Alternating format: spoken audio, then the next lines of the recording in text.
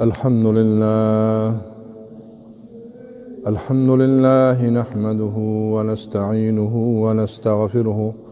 ونؤمن به ونتوكل عليه ونعوذ بالله من شرور أنفسنا ومن سيئات أعمالنا من يهده الله فلا مضل له ومن يضلله فلا هادي له ونشهد أن لا إله إلا الله وحده لا شريك له ونشهد أن محمدا عبده ورسوله أما بعد فأعوذ بالله من الشيطان الرجيم بسم الله الرحمن الرحيم كل نفس ذائقة الموت وإنما توفون أجوركم يوم القيامة فمن زحزح عن النار وأدخل الجنة فقد فاز وما الحياة الدنيا إلا متاع الغرور صدق الله مولانا العظيم مولاي صل وسلم دائما أبدا على حبيبك خير الخلق كلهم هو الحبيب الذي ترجى شفاعته لكل هول من الأهوال مقتحم مولاي صل وسلم دائما أبدا على حبيبك خير الخلق كلهم وأحسن منك لم تر قط عيني وأجمل منك لم تلد النساء خلقت مبرأ من كل عيب كأنك قد خلقت كما تشاء يا صاحب الجمال ويا سيد البشر من وجهك المنير لقد نور القمر لا يمكن الثناء كما كان حقه بعد خدا بزرگ توی قصة مختصر بلغ العلا بكماله كشف الدجى بجماله حسنت جميع خصاله صلوا عليه وآله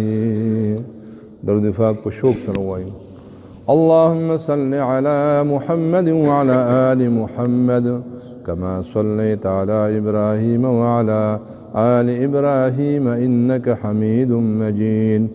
اللهم بارك على محمد وعلى آل محمد كما باركت على إبراهيم وعلى آل إبراهيم إنك حميد مجيد اللهم ترحم على محمد وعلى آل محمد كما ترحمت على إبراهيم وعلى آل إبراهيم إنك حميد مجيد اللهم تحنن على محمد وعلى آل محمد كما تحننت على إبراهيم وعلى آل إبراهيم إنك حميد مجيد اللهم سلم على محمد وعلى آل محمد كما سلمت على إبراهيم وعلى آل إبراهيم إنك حميد مجيد خبو مومنان مسلمانان اللہ جل جلالہ سرد ما بخوگ ایمان خوشحالکا کب مختصر آیات چھ ماولستو اللہ جل جلالہ دی آیات مبارک کی سلور خبر تے اشارہ کی سلور خبری پدی کے غٹی غٹی خبری دی لنبے خبر ادا چھ مرگ یقینی دے پہ ہر چابانی مرگ رازی کل نفس ذائقۃ الموت ہر یو نفس کن کے دے مرگ دے ہر چال بدا پیالہ ملاوی گی کاغا ہر سوکت کے بادشاہ دے کہ فقیر دے یو دے اللہ جل جلالہ ذات مبارک پا پاتی کی کل من علیہا فان وَيَبْقَى وَجْهُ رَبِّكَ ذُو الْجَلَالِ وَالْإِكْرَامِ دا ہر سبب فوفنا کی گی اس شے بنفادی کی گی تردیج دا اسمانون عظم کی دا کائنات پر ٹول درہم برہم کی گی خدا کائنات ستا آباد دی دا اللہ نمتا حدیث مبارک کے راضی ترہا غبدا قیامت نہ قائم کی گی لوی قیامت غٹ قیامت ترسوچ پس مکہ باندی یو اللہ وین کے بھی لا تقوم الساعة حتی لا یقال فی الارض الله الله، تر هغه به قیامت نه قایمیږي چې په مخ د ځمکه باندې یو الله ویونکی وي. لکه څنګه چې د انسان په بدن کې روح چې کوم دی وي نو څوک ورته مړی نه وایي، څوک ولا قبر نه کني، څوک ولا زنه نه تړي، څوک دغه د غم اعلان نه کوي، حساب کې لازم راځي، سخت وي. خو چې کله ته روح پرواز وکړي خاموش شي، بیا ول د قبر د جنازې د ګور کفن د لامبول تنظیم کوي. دک شان په دې کائنات کې چې سو الله ویونکی وي، خدای دې کې چې هغه یو کس وي، ټول خلق چې کوم دی هغه بالفرض مرتد شي، کافر شي، یو ګناهګار انسان چې کوم دی هغه وي الله الله الله، دا کائنات په ولاړ وي، دا به روانېږي نه، لوی قیامت په نه راځي. وړوکی قیامت خو بار چا راځي، مړ چې په چا باندې قایم شي دا وړوکی قیامت دی که د دغو خبره ختم شوه، حساب کتاب خو د باندې یو قسم شروع شو، ځنکدن حالات چې شروع شو بس دنیا نه خبره کټ شو. بیا چې قبر ته سړی لاړ شي بیا خو مکمل چې کوم دی عثمان رضی الله تعالی عنہ به چې کله قبر باندې ودرېدو نو دومره به یې ژړل چې دا ږیره مبارکه به یې د اوښکو لونده شوه. چا ورته وی یا امیر المؤمنین تاسو د جنت باس کوئ، د دوزخ باس کوئ، قسمه قسم باسونه کوئ، تاسو جاړئ نه، خو چې کله قبر ته ودرېږئ تاسو په ژړا شئ. وی ځکه جاړم چې حضور فرمایي دا د دنیا د پوړونو اخیری پوړنی ده او د آخرت د پوړونو لومبی پوړنی ده. په دې کې څوک کامیاب شه مخکې به کامیابي، په دې کې کامیابي څه ده؟ دې کې به تپوس کېږي ستا رب څوک و. لکه چا په دنیا کې خپل رب پېژندلی او د رب عبادت یې کړی، رب وحده لا شریک ګڼلی و، د رب خبره یې منلې وه، دی به وایي ربي الله، رب زما الله دی. دویم تپوس به کوي د حضور صلی الله علیه وسلم شکل مبارک په مخامخ شي، ما تقول فی حق هذا الرجل، د دې سړي باره کې ستا څه خیال دی؟ نو که د دنیا کې د خپل محبوب صلی الله علیه وسلم په سنتو باندې عمل کړو، خپل محبوب دنیا کې رضا کړو، نو که دې شین زمینداری کنه خو دی وایي هذا محمد رسول الله، دا خو محمد رسول الله دی، دا خو زموږ ښکلی پیغمبر دی،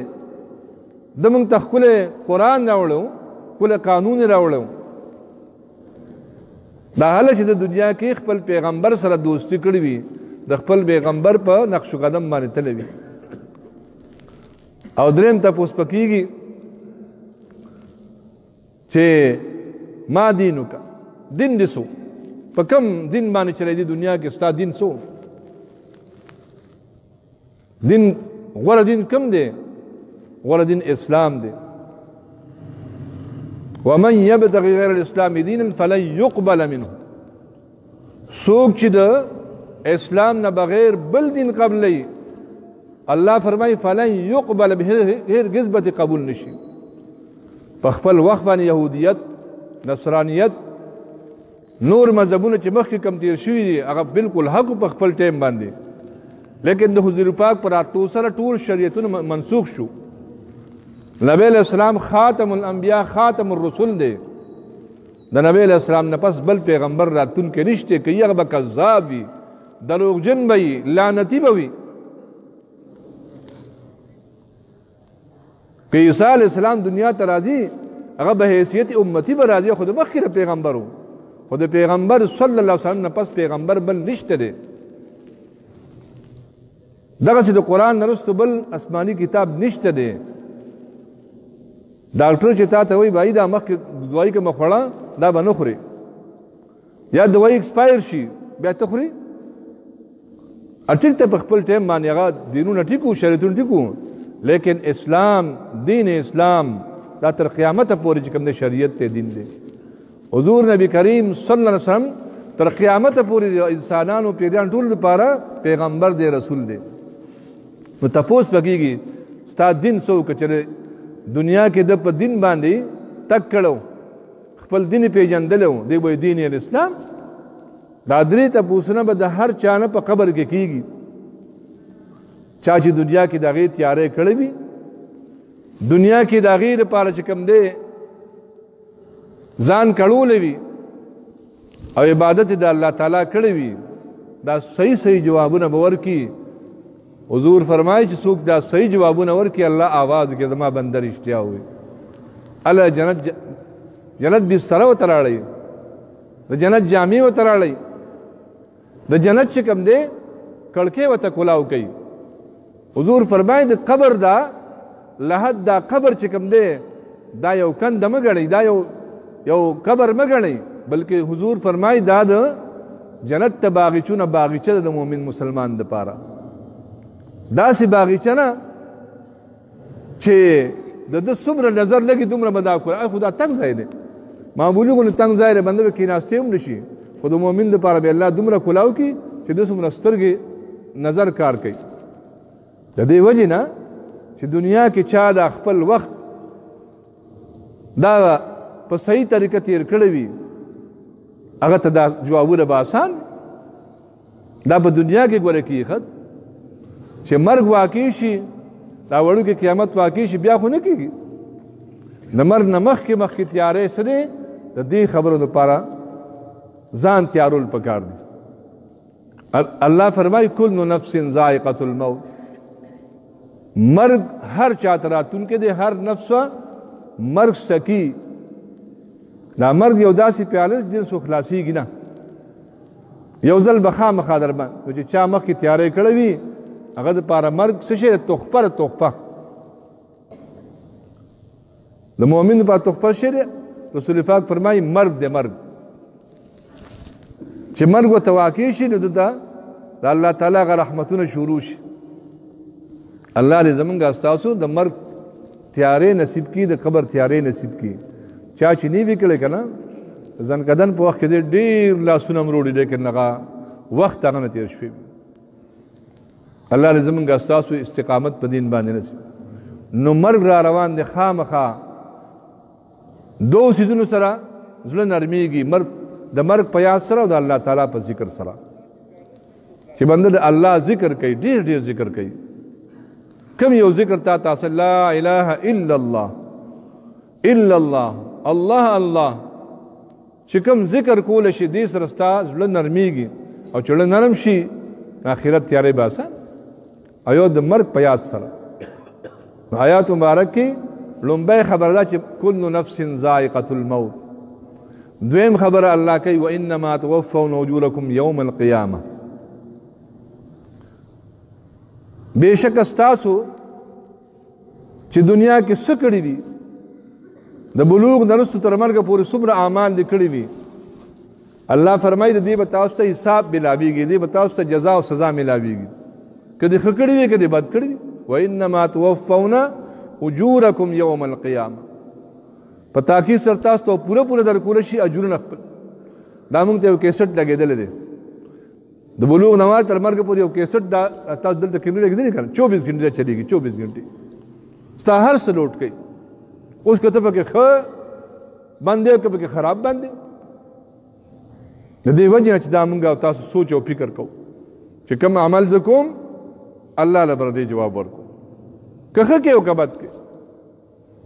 او چې مؤمن مسلمان کله په دې باندې ویرېدو چې الله ما ته ګوري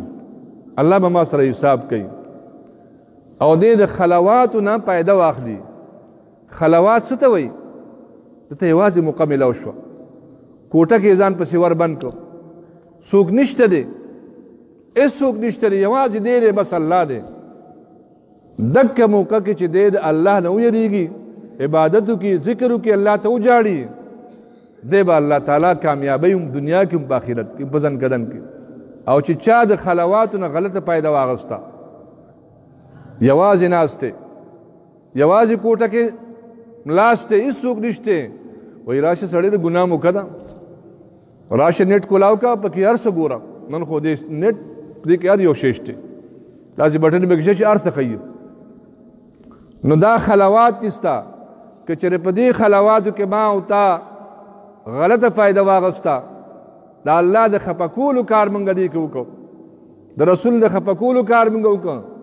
یقینو کې یو حدیث مبارک مفهوم دی لوی لوی نیکۍ به راوړي خو هغه به هباء منصوره شي ټولې خلوات یوازې والی چې کوم دی د غنیمت ګڼ د ګناه دپاره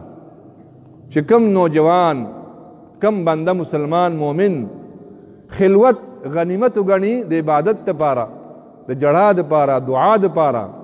د انسان ګټه وکړه ځکه حضور پاک فرمایي د قیامت پر ورځ باندې به صرف د عرش مبارک سورې وي صرف د عرش مبارک سورې به وي نور به خلک تړکیږي دا نور به زوالي حضور فرمایي اووه قسمه خلک به د عرش سورې لاندې یو هغه انسان چې بادشاهي په دنیا کې کړې مشري کړې وي او د عدل انصاف نه کار اخیستی وي چې کوم بادشاه په خپله بادشاهي کې عدل او انصاف کړی ظلم زیاتې رعیت سره نه وي کړی د چا ازار یې نه وي اخیستی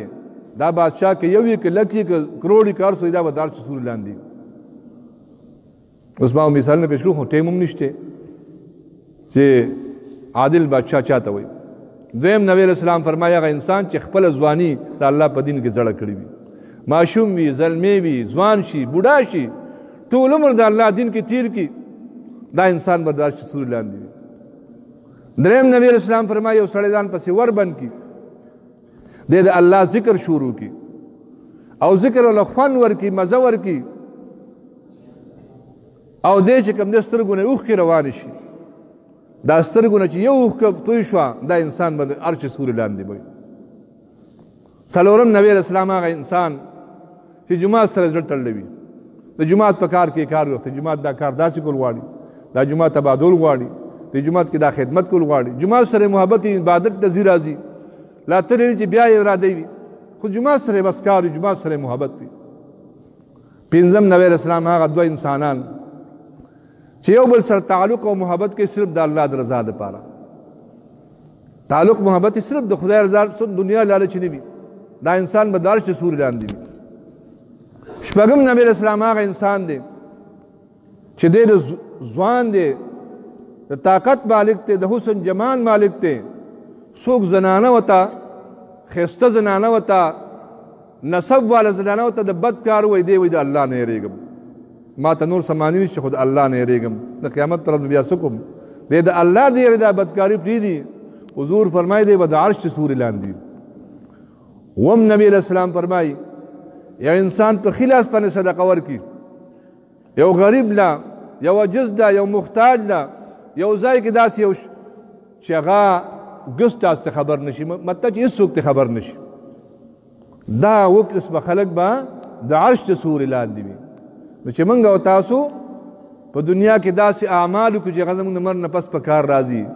نو الله پاک فرمایي وانما توفون اجورکم یوم القیامه تاسو ته به اجرونه هر څه ورکولی شي د قیامت پر ورځ باندې چې تاسو څه اعمال کړي وي باقاعده د هغې به تولانه کېږي خو یاد ساتئ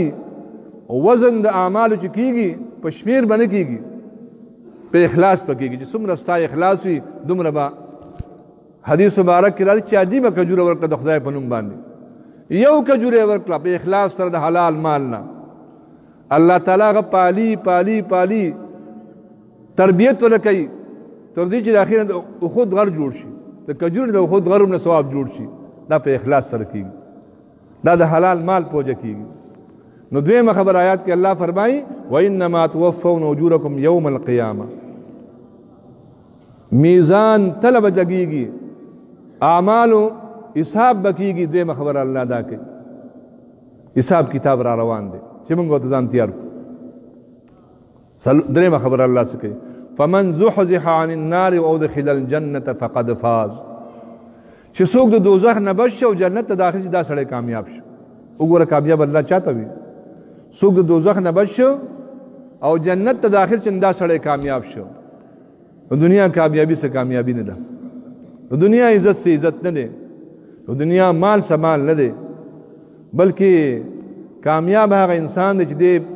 په آخرت کې دوزخ نه بچ شوی ځه په ښي لاس عملنامه ملاو شو جنت ته ځه دا سړی کامیاب شو الله دا کامیابی زموږ نصیب کړي. دنیا کې مال اولاد جاه و جلال کرسی وزارت صدارت دا یو معمولی غوندې شیز دی، دا عارضي شیز دی، نن یې سبا بني. څلورمه خبره دی یاد کې الله تعالی کوي، ټیم نشته ختم دی. الله تعالی آخر کې د آیات کې وایي وما الحیات الدنیا الا متاع الغرور، نه د ژوند د دنیا مګر دا سامان دوکې دی. دنیا وایي دا زما ده، دا زما ده. یاد ساته دنیا دا چې کوم دی دا د هغه چا ده چې چا واغوسته، چا وخوړله او چا الله له ورکړه. حضور فرمایي دغه دنیا ستاره، باقي خو ته سوګیدار غریبه. چې کومه دنیا دی وخوړله، بدن نه پې وپاله، عبادت دې د الله وکړه، ښه کارونه دې وکړه، دغه مال ستا دی. کوم تا په بدن باندې راواچو کپړه د موسم مطابق حلال مال دې کپړه دغه ستا ده. چې کوم شی دی الله له ورکړو، د الله په نوم دې ورکړه، آخرت کې دا تا دپاره جمع کېږي، دغه ستا شو. دا باقي څه دی؟ دا باقي څوکیداري ده. ښه ده دا دنیا چې تو ښه ده د عقبا. دنیا ښه شی دی خو د ښه سړي دپاره چې ښه ځای کې ولګوي. ځکه دنیا به آخرت کې تپوس کېږي دنیا د څنګه ګټلې وه او څنګه تا خرج کړې وه، باقاعده دا دوه تپوسه به کېږي. د دې وجې نه دنیا محبت چې کوم دی دا نقصاني شی، دنیا نقصاني شی نه دی. حب الدنیا رأس کل خطیئة. حضور پاک فرمایي دنیا محبت د هرې ګناه جړ دی. چې دنیا سره محبت کې نورور به وجنې، ګاونډي به وجنې، دوست به وجنې، صله رحمي به کټ کې، قسمه قسم ګناه باندې به زړه ورکېږي، ولې چې مال ته میلاو شي. او چې محبت د دنیا نه وي دا څونه پکې نه راځي. بالفرض یو سړي د څوک مال لاندې کړي او ظلم ورسره وکړي او د وس رسېږي چې دا ترې واخلي، لیکن دی وایي زه آخرت شته، آخرت کې به حساب کتاب کېږي. چې څومره نیکای د هغه ظالمین دې مظلوم له به راځي. چې څومره نیکای هغه کړي وي د دې بالفرض مثال درته وایم، لکه تا له چا مال غصب کو او واده وس په دوکه باندې، لکه مثال په تور باندې دلته یو سړی شاه منصور ته ځي یا پنجپیر ته ځي، 10 روپۍ کېږي ډرایور یا د کلنډر، هغه وایي 10 روپۍ راکړه ما درکړي دي، هغه وایي ټیک ته راکړي وي، زړه کې خوشحاله چې ما 10 روپۍ ووالې، ګڼه ګڼو سړی 10 روپۍ مې ووالې، بس خیراتي لړم پکې. اوس دا 10 روپۍ تا غصب کړې په دوکه باندې، تا چې کوم دی ووالې، د قیامت پر چې حساب کېږي ستا 1500 سجدې به د کلنډر نه ځي، د ډرایور نه به ځي. نو تا څومره نقصان وکړو؟ تا خو دلته 10 روپۍ بچ کړي یا 20 روپۍ بچ کړي، لیکن دا حساب کتاب خو الله سره پایل پروت دی، حساب کتاب خو به کېږي. فمن یعمل مثقال ذرة خیرا یره ومن یعمل مثقال ذرة شرا یره. چا چې د ذرې په ذره نیکي کړې وي یرهو د هغې ثواب ورته میلاویږي، او چا چې ذرې په ذره بدي کړې وي هغه دنیا کې پاکه کړې دي وي، توبه یې نه وي، استوینځلې نه وي، یرهو د هغې عذاب ورته میلاویږي. نو وما الحیات الدنیا الا متاع الغرور. الله وایي نه د ژوند د دنیا مګر سامان نه دوکې ده، په دنیا باندې دوکه نه شي. دا وایي سړی وایي دا دنیا زما ده زما ده زما ده، او دا ګنې بس یو ښه شی دی، لیکن دا ښه شی نه دی. دا څه شی دی؟ الله ته متاع ویلي دي. متاع څه ته وایي؟ څښا چې رړي ته وایي. یو عالم په متاع کې شک و چې دا متاع څه ته وایي. عربو ته دې لغت زده کولو لپاره لاړو. یو کوڅه باندې روان و، یو زنانه خپلې بچی ته آواز کوي یا بنت عین المتاع. مولوي صاحب غوږونه لک کړي، یاره دا متاع خو دلته ما ټکې واورېده. د ماشومې طرف نه ورته آواز میلاو شو جاء الکلب واخذ المتاع وفر الى الجبل. بس مولوي صاحب برک شو، ولې وډبو. بوډای آواز وکړ څوک ته وي میلمه ما. یو تپوس کوم جي تاسو را متاع څه ته وایي؟ بوډای ورته آواز وکړي د پردې نه شاته وه، میلمه دا خو موږ متاع حدیث ته وایو، پخوا خو دا صابونونه او دا دغه خو نو شیمپان خو نو، وایي موږ چې کله لوښي وینځو لوښي نو لوښي نه صفا کېږي، نو یو شبړه کپړه موږ کتلې وي هغه په شګو باندې یا خاورو باندې ککړه کړو، نو لوښي باندې مانچ کړو، هغه لوښي زر صفا شي. هغه د صومت هغه غوړوالی هغه چرړې ځان ته راښکي. هغه ښه چرړې ته موږ متاع وایو. نو ما بچای ته وی چې هغه متاع نشته، لوښي وینځم، نو هغې خو د غوړو د غوښې بوی و. نو بچای راته وی چې سپی راغی، سپی هغه وایي دا چیلي پتون نه ګنې چې سپی راغلی دی بوی خو پکې غوښې وه د غوړو هغه ویل دا چیلي پتون دی وی سپی راغی خولې کې هغه متاع ونیسه فر الی الجبل دی غر ته نور په پته نه یم پوهه وای وی خان الله تعالی دنیا ته څښا چیرړې ویلي دي څښا چوړه ویلي دي سړی به د وککېږي دا چیلي پتون دی پکې نه هغه څښا چیرړې وي یاد ساتئ دنیا هغه دنیا ده چې تا حدیث کې تا واغوسته او دې خوړه الله له ورکړه غریب سره د امداد وکړه یتیم سره د امداد وکړه دغه دنیا بستا پکار ادا چې کوم جمع کې یا فضل چې کوم دی اسې را جمع کې دا به ګوره په آخرت کې دا به وبال وي ټیک ته نیکه دنیا جمع کا حلال دنیا جمع کا اولاد تفریده خو خلکو تفریده لیکن کدی په حرامه طریقه پیدا کړي یا داسې خلکو تفریح خو چې غلط استعمالوي نو بیا داغي حساب کتاب ډیر ګران دی الله دې موږ د عمل کول توفیق راکړي الله زموږ ټول خاتمه په ایمان کې الله زموږ استاد ټول اخر وخت اخر زمانه دا ډیر ډیر چې کوم دی د الله نه سوال کوي چې الله خاتمه مو په ایمان کې ته چا چې اخیری کلمه دا چې لا اله الا الله محمد رسول الله دغه بنده کامیاب شو او چا چې اخر خاتمه خراب شو هغه کار ډیر خطرناک دی الله دې موږ خاتمه په ایمان کې د لا اله الا الله محمد رسول الله ذکر ډیر ډیر کوي ډیر یو ځل چاوي لا اله الا الله فقيه اللیس فرمای سلور زره نه کایو لیکل شي په عمل نامه کې سلور زره ګناونه ته معاف شو سلور زره درجه چي یو منټ کې سورۃ لا اله الا شي پر دو خبرو په ځای باندې چغلای په ځای باندې فضل بکواس په ځای باندې چې موږ نن سره تسبیح ساتي یا بګو لا اله الا الله لا اله الا الله یسوع محمد رسول الله په سوایا